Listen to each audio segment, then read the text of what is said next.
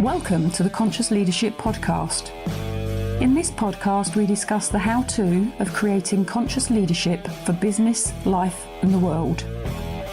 With ordinary people doing extraordinary things and being truly in control of their own health, wealth, and happiness.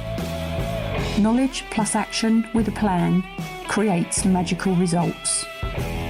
Introducing your host, Julie Hogbin, author, international speaker, mentor, disruptor and creator of conscious leadership and property investor living in the UK. The following recording is that of an hour-long Zoom presentation I did for the London Social Entrepreneur Meet during the lockdown in the UK, so May 2020. The whole presentation is up on my YouTube channel, so if you want to see the slides I used, please come across to the YouTube channel, search for me, Julie Hogbin, Conscious Leadership, and you'll find it. Please subscribe because I'm going to be putting a lot more up there.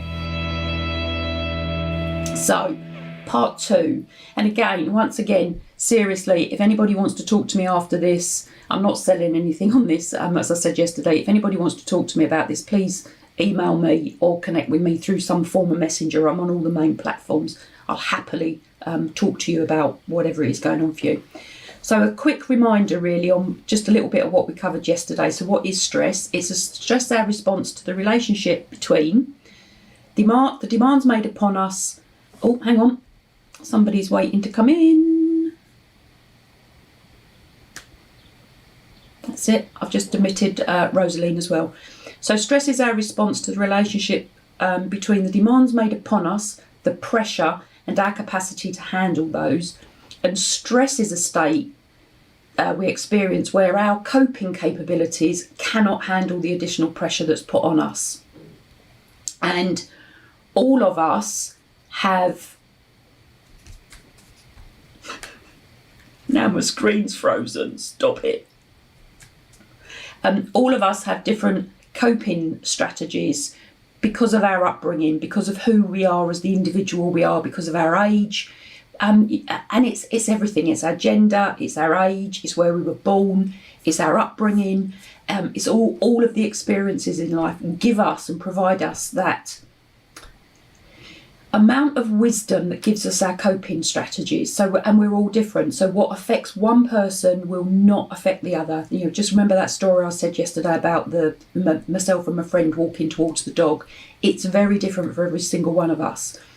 And where are the pressure sources? It's our home life. It's our work life.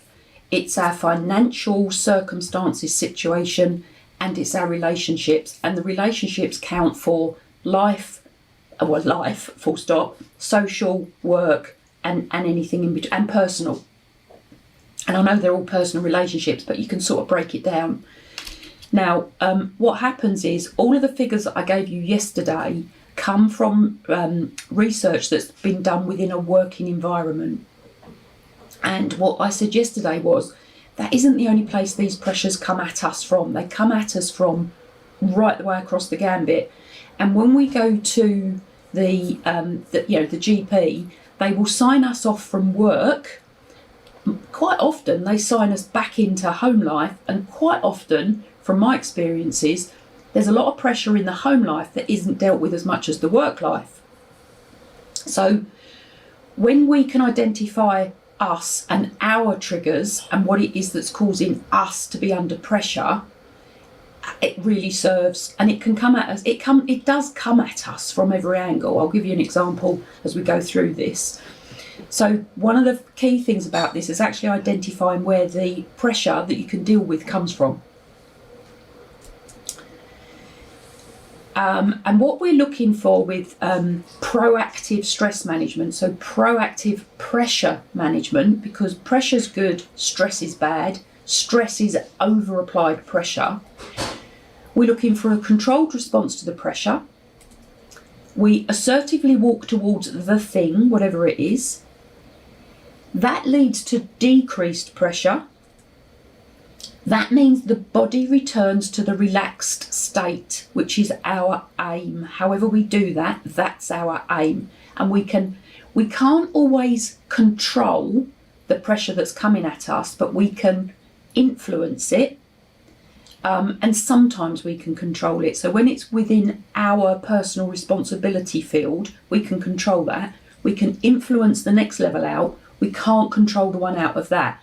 And we have to think about where we're putting our energies and our focus. So we focus on what we can control first, what we can influence, and anything we can't control just sits over there until we have enough coping strategies where maybe we can then influence that.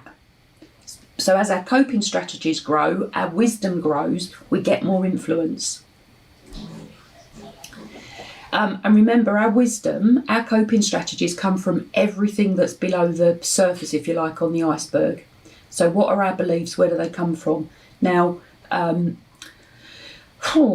so I'm here doing this now. I'm just going to try and give you an example. When I was very young, I would hide behind my mother's skirts. You would never have got me talking in front of a group, talking on it just would not have been in my realm of ability to do. I didn't have that skill set. So please believe me when I say whatever's going on underneath, we can unpick it, look at it, develop a set of skills, a set of coping strategies that then give us a different choice of the behaviours on the top of the iceberg. But it's dealing with what's going on internally first. And that could just be what's going on up here, our mind chatter, which we'll talk a little bit about as we go through. Feelings, if you've got that, I'm going to say sometimes an irrational fear of something, look at where the fear's coming from. Now, I'm not a counsellor, I'm not going to go dig deep in this, it's not what I do. But if you've got I'll say irrational fear because that's where the pressure comes from, where's it coming from? Now, if you track that back, possibly, it's come from your parents somewhere, or somebody that's had a really heavy influence on you in early life, because that's where we get a lot of our stuff from. That's a whole nother session, which I'm not going to go into today. Now, I showed you the unhealthy pressure response yesterday. This is the healthy pressure response. So we're relaxed. Pressure comes on us, whichever way around you want to do it. Pressure comes on us, pushes us into a position that we're finding a bit challenging. We deal with it, we go back to relaxed. Pressure comes on us, we get another bit of pressure. We deal with it, we come back up to relaxed. That is healthy. We're on a bit of a cycle. We're pressured, we relax. We're pressured, we relax. We're pressured, we relax. Now, without pressure, it can do as much damage to us as with too much pressure. Because without pressure, what do? Who are we? How do we become the best version of ourselves? If you've got no pressure, you can turn into what's classified in a technical phrase, apathy. So we need the pressure, it's how we manage it. Good example, I showed you this very briefly yesterday. I've just added 2 more things to this. So a good example of high pressure and response, aroused and relaxed, it's quick and it's acute. It's a technical term, it's what they call it. You have acute pressure, you have acute stress, it's instant. You fight, flight, you deal with it, you move on, you get back into the relaxed. When we don't get back into the relaxed, it becomes unresolved and it is really insidious. It gnaws away at us, it bites us, it erodes internally, which is how and then it damages our health. And it could be from a spot on your face to chewing your fingernails to anything else we looked at yesterday. But it becomes insidious, it erodes. So when we're in that acute stress, these are some of the things that happen to us right in front of you now. So our brain, now when you're in this acute stress, you're walking towards something, and remember this could be something you're looking forward to. So you've put yourself in the position deliberately because you want to do this thing, but you know you're on pressure, you're on like high alert. Everything sort of happens quicker. So look at your brain, it's faster functioning. You make decisions really quickly. You start to operate from a more unconscious position. You've got better memory, you've got better concentration.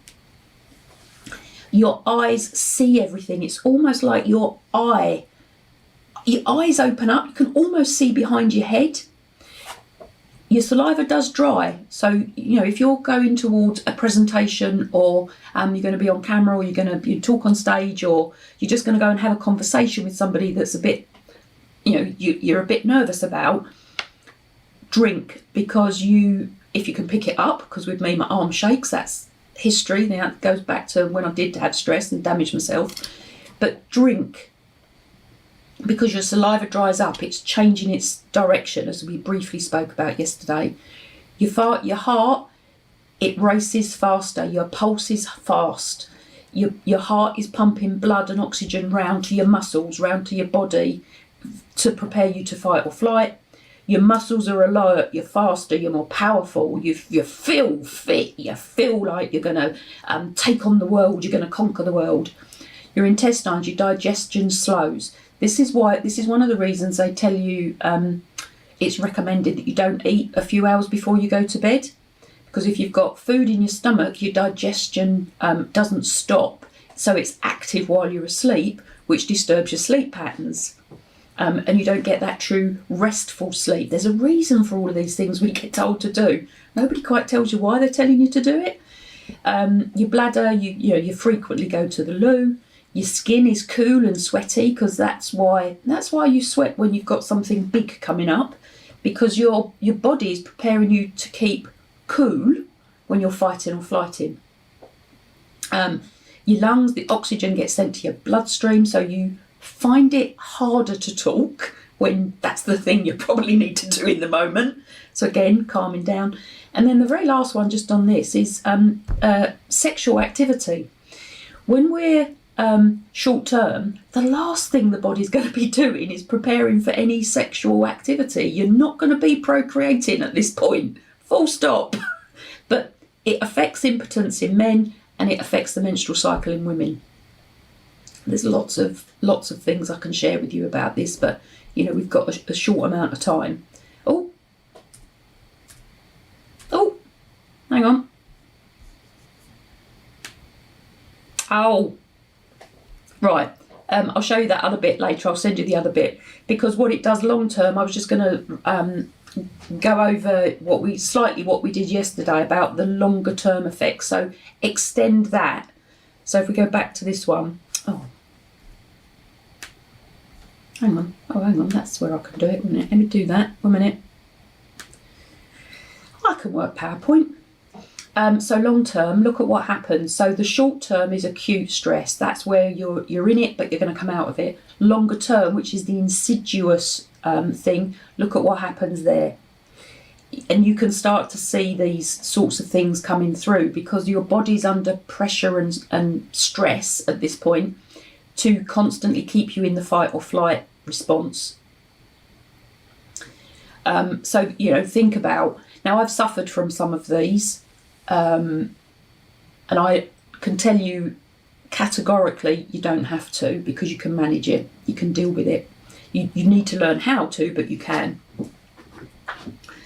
So just some symptoms, just some more. These are all in the book. I'm fingers crossed I'll be publishing next week. I'll possibly do a special offer if I can. Not sure how I do that, but I'll find out what I can do, because there's loads of things.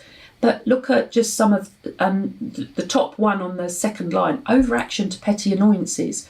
If you're finding yourself, and remembering I'm doing this while we're in lockdown, if you're finding yourself being, things are annoying you more than they normally would, don't be surprised. It's perfectly normal, because you're under pressure. And look at the third one down on that line, loss of humour.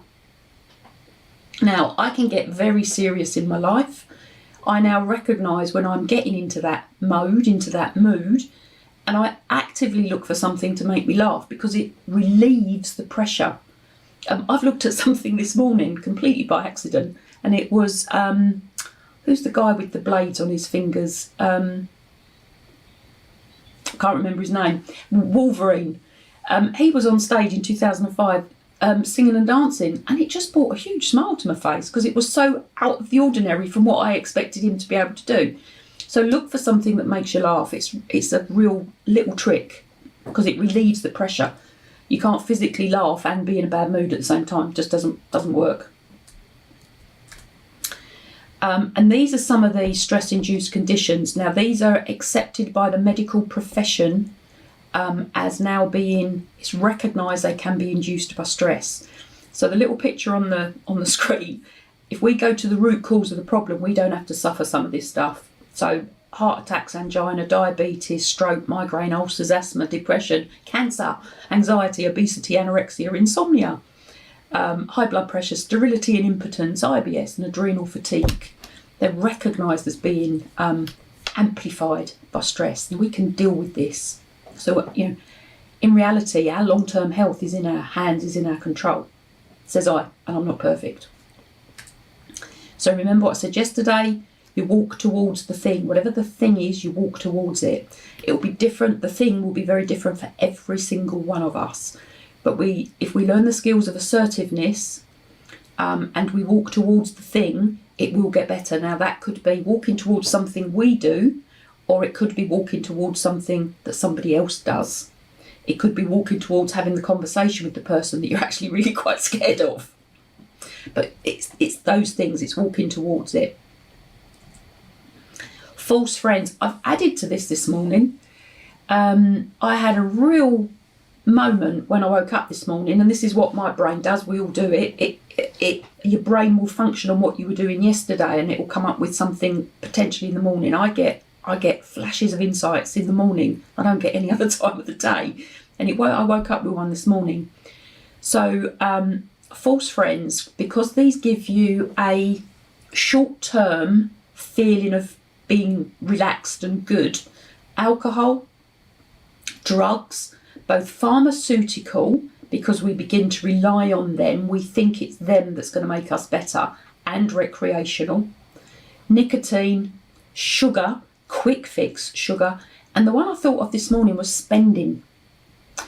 If you watch, and because one of the areas of pressure is finance, we also, depending on who we are, where we are, we get a real quick fix from spending money buying ourselves something nice, or buying something nice for somebody else. So it's a mechanism, a coping mechanism that we do adopt. I know somebody many years ago who frequently overspent, frequently compounded her small loans into bigger loans to put them onto a mortgage. Frequently did that. Now, I knew the person relatively well, and I also knew that the cause of that frequent spending was her lack of, I'm going to say, self-worth, self-esteem for herself. So she bought things to make herself feel better. So, and what we can identify with these are patterns. So we all run our own pattern. So again, looking at how we deal with it, what patterns are we running? I used to overspend. Yeah, I've had a good life. I've spent a lot of money. I wish I hadn't now. I should have saved it and invested it and done other stuff. But I've had some fun. But it's regular overspending. Now, I'm not saying that's got me into a bad place, but I could have been in a better place. And so think about what the patterns are. So this is where we go to the personality spectrum. So, let's come back one. So, personality spectrum, you all, I hope, answered the questionnaire that I sent you yesterday. Now, that was something I've made up, and all I did on that questionnaire, because there isn't a real one, if you like, all I did on that questionnaire was look at some of the A-type tendencies, and please remember I'm A-type. Looked at the A-type tendencies, so neither end is wrong nor right. They each have their own pressures on us, and come up with the questionnaire. So it's very arbitrary. It's not been done with massive amounts of research. But so but remember, A-type personalities have a greater tendency towards stress reactions, because just by nature of who we are. Joy of joys. So get your scores out in front of you, and below 50 points, so the total score was 120, and remember, too little pressure is almost as bad as too much. Not quite, but, you know, too little pressure. We need to add some more in. So below 50, you're a true type B and little bothers you. So you're very laid back. Great place to be. But it may serve you at times to add a little bit more pressure in, to give yourself a bit of a more challenging goal. You can do that for yourself. And think about what your coping strategies are for that. 50 points to 69 points. I'm reading this because I'm reading out the book. Relaxed is one word that may describe you. I'd love to be more relaxed at times. I've learned how to do this. But still slightly trend a little bit more pressure. Paying attention will serve you in your health. So you're sort of halfway. 70 to 84 points. It will serve you and those around you to pay attention to the warning signs you may already be receiving. So just make a little note for yourself what your score is. And above 85 points, you probably need to make some changes to what you're doing to release the pressure off you. Now, I did this, my score came up at 78. Surprise, surprise. And that's now. And I've put myself under a lot of pressure recently writing the book. You know, we're in lockdown, all sorts of things, moving the office, you know, relationships within the house that I live in. So think about what it is, and then think about whether you're in it short term, so it's acute, or whether it's a longer term thing. If it's a longer term thing, you can start to identify your patterns. So let's move on. Holmes Rahe scale. Now this has a lot of research done with it. It's by two psychologists. It's never been redone. I've never seen another one. This one, every time I use it, every time I refer back to it, it's absolutely spot on. So what they did the research on a whole chunk of people. They found that the biggest cause of stress or pressure was the number one, which I think was death of a partner. I've not got that printed out. I think it was death of a partner. And then they arbitrarily gave points to all the other items on this scale as to the additional pressure it added in to the individual. And then they looked at the health of the individuals over a period of time. So it was a long study, which is why I go back to root issues. I go back to root research when it's really good. So this is what they say. If you add up your points, if you add up the situations, incidences, tick them, ring them, whatever you do with them, that have happened to you in the last 12 months, so add them all up, you get the score. You can then, if you do nothing, you can predict the likelihood of ill health in the next 18 months to 2 years.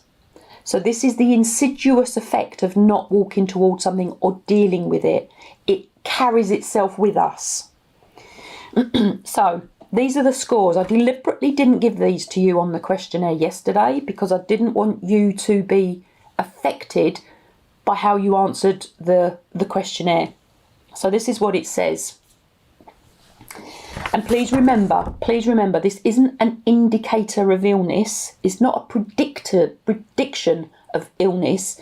It's an awareness of, maybe I need to change something or get some help or talk to somebody.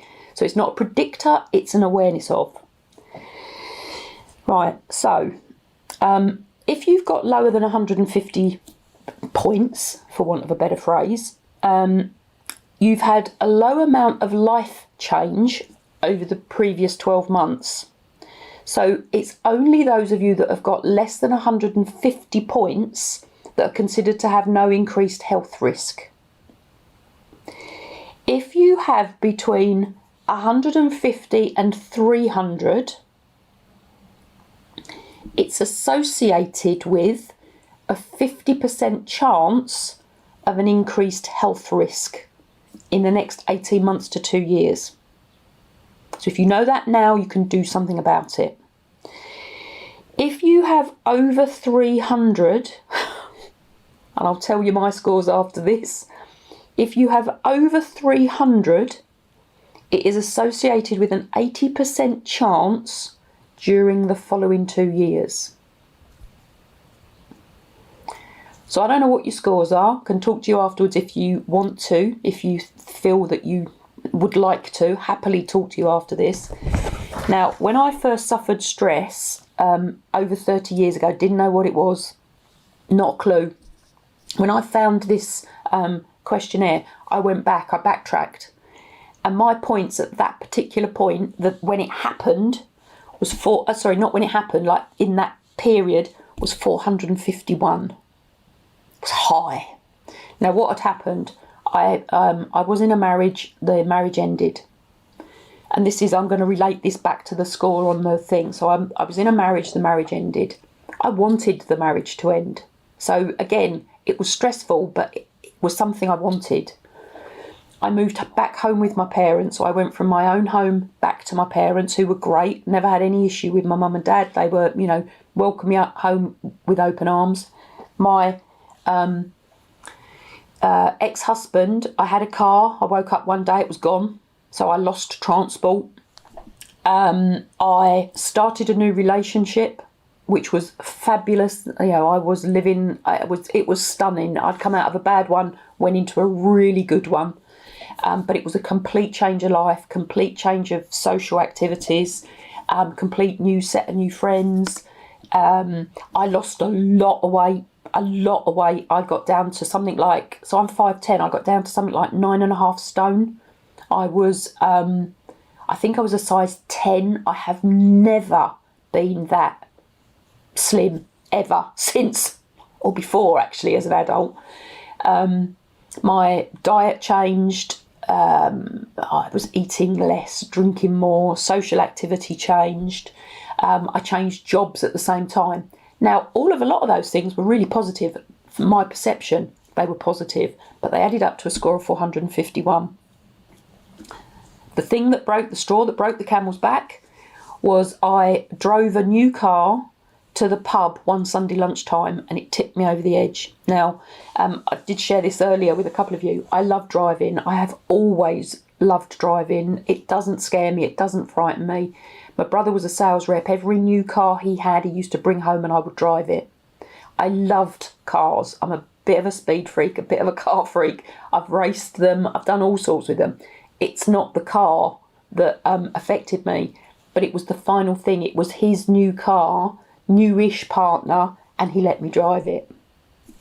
Tipped me over the edge. And ironically, as the straw that broke the camel's back, I physically couldn't pick a drink up off the bar. My arm was shaking so much. And ironically, I didn't know what's gone on. Ironically, I drunk that first drink through a straw. The alcohol going in calmed me down. I think it was that. That's what I put it back to now. And then I was fine. But what the result of that was, because I clearly didn't listen to what was going on for me, I couldn't pick a cup up. I couldn't pick a glass of water up. I certainly couldn't drink soup, because I physically couldn't get the thing to my mouth because my arm was shaking so much. Now, I got through that, me being me. I didn't know what it was. I didn't go to the doctors. I thought, daft, what's going on? Worked my way through it. With hindsight now, I realise what it was. But even now, if I burn the candle at both ends, common phrase, especially in the UK and my age group, if I burn the candle at both ends, I know that shake comes back. Now, I can manage it, but I know I can sense it coming. So I look at my lifestyle and think, do something different, and it goes away. So that first incidence of stress created a sort of what's the right word? A repeatable damage to my body. But my body now tells me, and I recognise the signs. So I do something different. Now, just recently, lots has changed. I'm over 400 again. I'm like, really? But it's a completely different thing. So I say completely different thing. It's got to do with a personal relationship, two personal relationships. My mum died, and I ended a personal relationship ended, and various other things at the same time. So it's taken me back over 400 points. And then I went into a bit of a brain fog.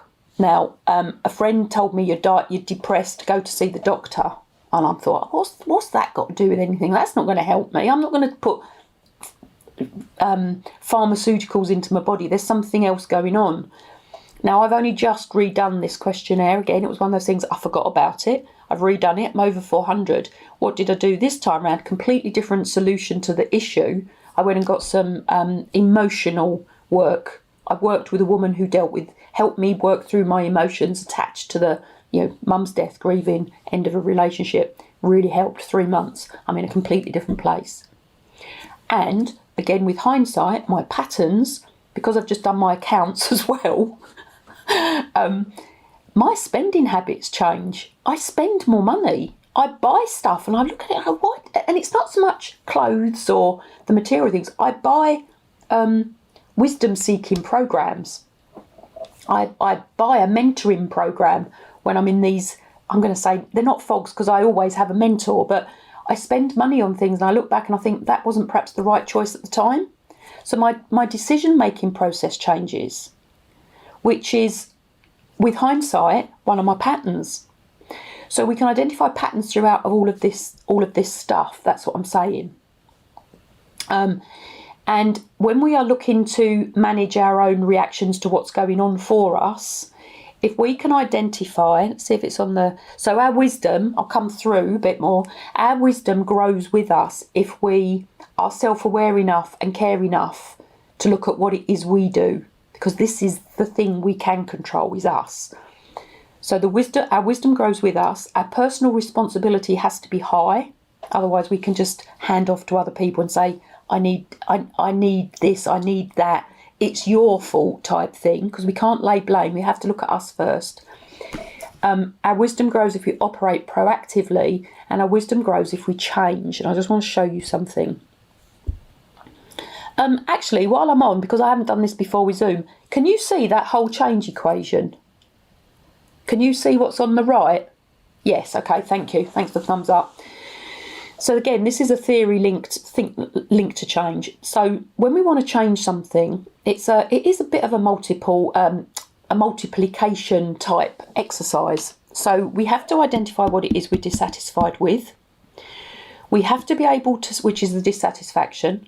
So we have to create a greater dissatisfaction in ourselves with the thing that we don't want, which then becomes our best friend. We have to have a vision. So we have to be able to see what we want in the future. We have to have a process which is the first step. So how do we go from where we are to where we want to be? How do we do that? And it's not a big thing. It's little steps, tiny little steps necessarily. And then the last part of the equation, which I can't see, by the way, is what skill set do we have? And do we need to develop any alternate skills? That, in an ideal world, just makes things happen.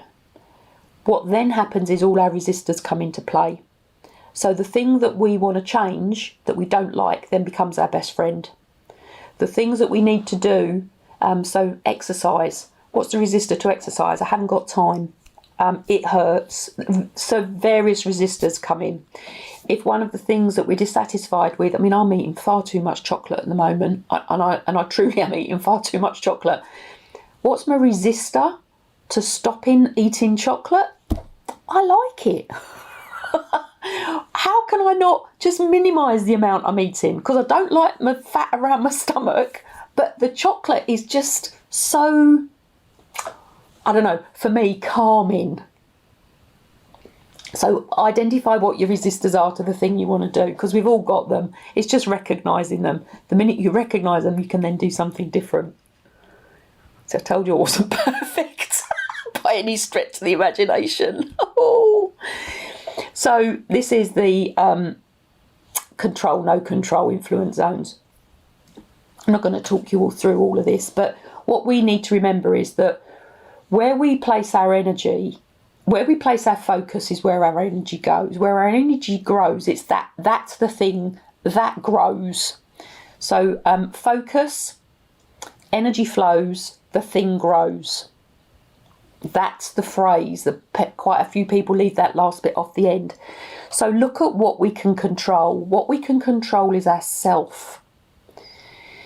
We can't always control our surroundings, but we can control ourselves, and we can control how we react to the thing that's surrounding us. We have complete authority over ourselves. We can make the decisions for ourselves. We can influence where we can. So the initial sphere outside of us is where can we influence, and how do we do that? We don't have the authority, but we have a voice if we use it well, and if we use our energy wisely. And then the outside area of that is a complete control, no control zone. We have no control. If we are spending our time and energy in that zone, we are wasting it. When people are in this zone, you hear them moaning, you hear them complaining, you hear them whinging. They can't do anything about it, but it inhabits their head. And then once it's inhabited, it becomes a real big cycle that actually you can't do anything about. Just come out of it. There's a lot of this going on at the moment. I mean, the amount, we're in lockdown. So the amount of people that I've seen moaning and complaining about Boris Johnson's talk on Sunday about what we can do and what we can't do. Don't waste your energy on it. Look at what you can control. Look at what you can do. Look at what you can influence. What he said is what he said. You can't change it. What does that then mean for us within our control and influence zone? So bring it back to self. It's just wasted energy, and you're just joining the masses when you get into that no control zone. It's gossip, it's rumour mongering, generally is what it sounds like. Come back out. So responses, I did this yesterday, but I've changed it. So control and influence what you can. Recognise your stressors and your triggers. Listen to your body, feel your body. Listen to your mind chatter.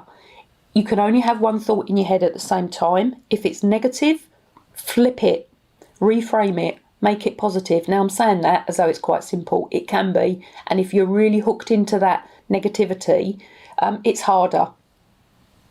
Please don't compare yourself to other people and other things. Nobody's better or worse than each and every one of us. We're all different because of everything we've experienced. We've all got value, regardless of what's going on up here. We are a delight to each other when we're in a control and influence zone. Reduce your false friends as much as you can. Identify your patterns, look at your triggers, and reduce them where you can. When I say put good stuff in, this is in your head, this is in your stomach. This is put good stuff in, as in surround yourself by the positivity of life, however you do that. Put good nutrition in to your body, because it will certainly help the body to relax so that the body can focus its energies in the right place. Now, one of the things that happens with when we're in that stressed state is the enzymes and the hormones and the I don't know what you call them, the things that the body produces to make it function, they change their use. So cortisol is one of the key things that changes its purpose, and cortisol is the hormone enzyme that actually controls our immunisation system. So if we're stressed, and I said this yesterday and I'll say it again, if we are stressed, our immune system reduces. So we catch more things. So keep that balanced, keep that up in the best way you can. Good nutrition, hydration and everything like that. Relax, calm yourself down. So put the good stuff in, and that really does help. Talk to others, share what's going on for you. Now, I did say this to somebody the other day. If you're in a pretty fogged up place, I did say it to somebody the other day. If you're in that big fogged up place for 20 to 30 years, people might get a little bit bored about hearing the same story. So change the story. Look at what you can do differently. Relax, I've already talked about.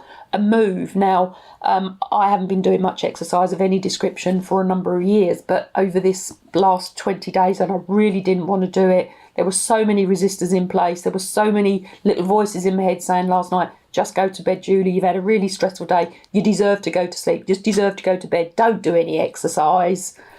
Oh dear. I made myself get on a bike and pedal like not quite like fury, but pedal for 5 minutes, because I thought I'm on day, I think yesterday was day 19 of doing something. Now I've recognised that I have a tendency to leave it late. It doesn't work for me, so I've got to bring it in earlier. So I'm looking at my own patterns and my own resistors to get myself out of doing the thing, which I know is doing me good. Find help, access help. You know, we are in lockdown at the moment, and remember where the pressures come from. I know there's a lot of financial stuff happening for people at the moment. Access what you can, talk to people, and I know there's a delay on all of this. There's some horrendous figures coming out, but access what you can, talk to people. Don't sit and rest on any laurels or any preconceived ideas of what people might think of you if you do stuff. Just do it. Whatever it is, and have the conversation. Have the conversation with yourself, have the conversation with the other person. I'm also recognising that at the moment, because we're in lockdown, people are being put back into the arena that is causing them the pressure. You know, not everybody's in a loving relationship. People are being forced to stay indoors. Isolation's being incurred. I've talked to a woman yesterday, she's 71, still working, she's the director of a CPD organisation. She's 71, and we were having a good conversation, which took longer than it should have done because she wanted to talk, as I did. She's of the age bracket. She's been told to stay indoors. She can't go out. I know I'm not of that age. I don't know what those instructions are, and I don't know whether she was in the vulnerable bracket or not. But she'd been told to stay indoors, and she was 71. So, have the conversation, pick the phone up, talk to people, whatever that might be. And please, please, please, if there is one thing you get out of these 2 sessions, do not ignore it. It will not go away. You cannot brush it under the table or under the carpet. Please do something about it. And I'm happy to talk to any one of you. Contact me. Dalai Lama, quote from yesterday. And I listened to something this morning again, very briefly. I've been up early, but very briefly. And the true definition of wealth is well-being. So a lot of people associate wealth with money, financial scenario. But the true meaning of wealth is well-being. So for me, great quote from Einstein. Insanity is doing the same thing over and over and over again, expecting a different result. Proactive stress management is, without any doubt, the ultimate wealth system. And I say wealth as in well-being because it covers our physical health, it covers our financial scenario and situation, and it covers how we look at and perceive the world.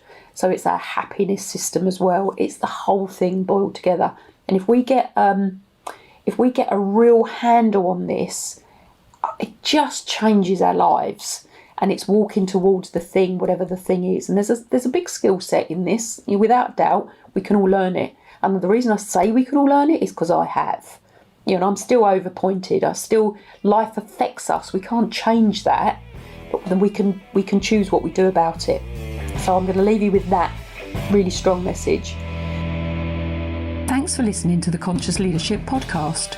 You can contact Julie on LinkedIn, Facebook, Instagram, Twitter, Pinterest, and hear me out. Please subscribe to her YouTube channel for how-to videos and more content. And please message Julie to have your questions answered. Until next time, remember, knowledge plus action with a plan creates magical results. See it, say it, write it, believe it, and achieve it.